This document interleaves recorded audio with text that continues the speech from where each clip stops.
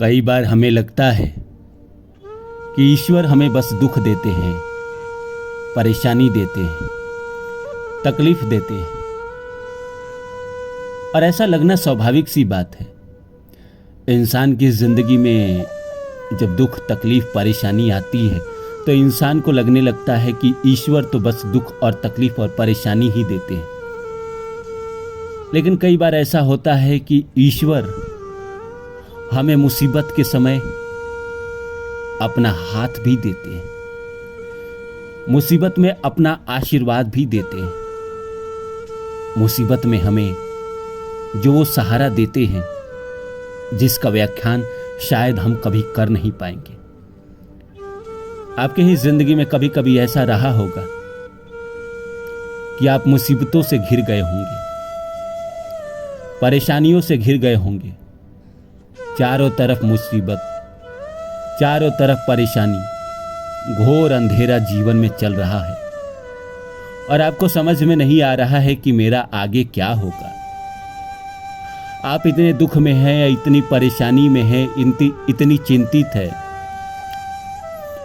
कि आप सोचने और समझने की शक्ति ही खो बैठे हैं। इसी बीच आपके जीवन में एक चमत्कार होता है, एक ईश्वर का आशीर्वाद आपके जीवन में आता है और फिर आपकी जिंदगी ही बदल जाती है और आपकी जिंदगी ऐसी हो जाती है जिसकी कल्पना आपने शायद की ही नहीं थी। ईश्वर कई बार हमारे जीवन में दुख देकर हमें आजमाते हैं। वो ये देखते हैं कि हम उस योग्य बन पाए या न बन पाए। जब तक हम उस योग्य बन नहीं पाते हैं, जब तक हमें उस पद को, उस प्रतिष्ठा को पचाने की हिम्मत, शक्ति नहीं प्रदान कर देते, तब तक हमारे जीवन में कुछ अच्छा नहीं करते। इंसान को जब तक योग्य ना बना दे शादी को, शादी के योग्य ना बना दे तब तक शादी नहीं कराते। इंसान को जब तक नौकरी के योग्य ना बना दे तब तक नौकरी नहीं देते। इंसान को जब तक बड़ा बनने के लायक ना बना दे तब तक बड़ा नहीं बनाते। लेकिन हमें तो बस यही लगता है कि ईश्वर का कोई प्यार हमारे जीवन में नहीं है। हमें बस ये महसूस होता है कि ईश्वर तो बस दुख और परेशानी देते हैं। लेकिन आपकी जिंदगी में जो अच्छा होता है, आपकी जिंदगी में जो सुख आता है, वो कौन देता है? वो आप अपनी मेहनत से प्राप्त करते हैं? जी नहीं। अगर दुख के लिए ईश्वर जिम्मेदार है तो सुख के लिए भी वही है। सुख भी आपको वही देता है। दुख तो मामूली देता है, सुख ज्यादा देता है। वो हम हैं कि हमें लगता है कि ईश्वर हमें दुख ज्यादा देता है। दुख है ही क्या जीवन में? 2-4 दुख ही तो होते हैं जीवन में। शरीर अच्छा रहे, पैसों की प्रॉब्लम ना रहे, रिलेशनशिप अच्छा चले, कामकाज अच्छा चले, इनमें प्रॉब्लम है तो दुख है। लेकिन जिंदगी में कई ऐसी खुशी है जो ईश्वर हमें देता है जिसको हम नजरअंदाज कर देते हैं। हम उसके लिए ईश्वर को धन्यवाद भी नहीं देते और हम तो बस ईश्वर को कोसना जानते हैं।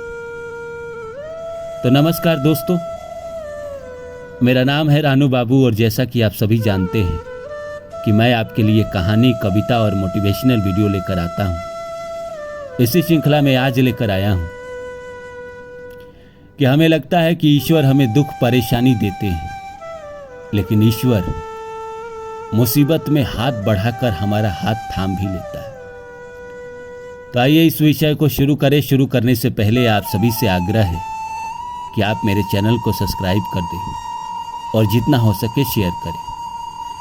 दोस्तों, कई बार ऐसा होता है कि हमारे जीवन में परेशानी आती है, दुख आता है, तकलीफ आती है।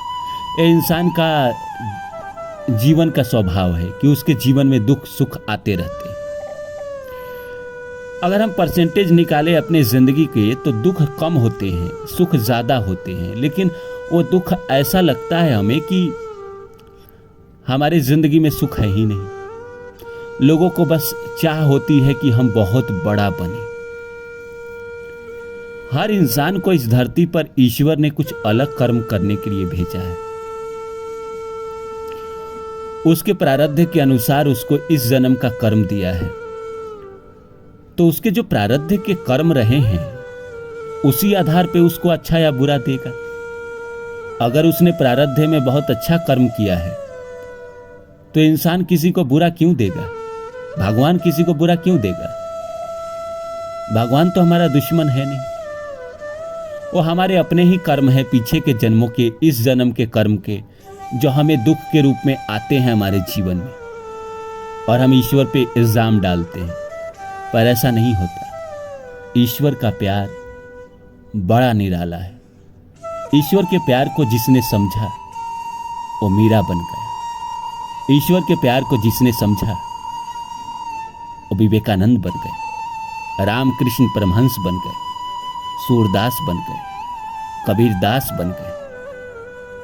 वो हम है कि हम भौतिकवादी इंसान हैं। हमें जीवन में सांसारिक चीज़ों से बड़ा प्यार है। हम सांसारिक चीज़ें चाहते हैं। हम चाहते हैं कि हमारे पास घर हो, गाड़ी हो, बंगला हो, शोहरत हो, नाम हो, पैसा हो। और अगर हमारे प्रारब्ध में ये सब चीज़ें नहीं है तो कहाँ से मिलेगा? तो हमें मानना पड़ेगा ना कि हमारे इस जीवन में ईश्वर ने हमें यही कर्म दिया है। अगर ईश्वर ने ये कर्म दिया है तो हमें इसे स्वीकार करना चाहिए और इसी को लेकर आगे बढ़ना चाहिए। इस जन्म में अच्छे कर्म करना चाहिए ताकि आने वाले जीवन में हमें भी ईश्वर अच्छा मौका दे जिंदगी में कुछ बड़ा करने का। और यकीन मानिए कि ईश्वर ही है जो आपको हर मुसीबत से निकालता है। अगर ईश्वर का प्यार आप पर नहीं होता तो शायद आप मेरी बातें नहीं सुन रहे होते। इतने दुनिया में त्रासदी आए, इतने कोरोना काल आए, लाखों लोग दुनिया छोड़ के चले गए। अगर ईश्वर का प्यार नहीं होता तो शायद आज आप मेरी बात सुनने के लिए नहीं होते। ये ईश्वर का प्यार है आपके ऊपर, जो आप इस मुसीबत में भी जिंदा है। आगे ईश्वर कुछ ना कुछ आपके लिए बड़ा सोच के रखा है। भरोसा रखिए। भले वो आपका आज इम्तिहान ले रहा है, लेकिन जब वो हाथ बढ़ाएगा तो हाथ थामने के लिए तैयार रहिए। उम्मीद करता हूं मेरी बातें आप लोग को अच्छी लगी होगी। फिर मिलता हूं किसी और वीडियो में। तब तक के लिए नमस्कार।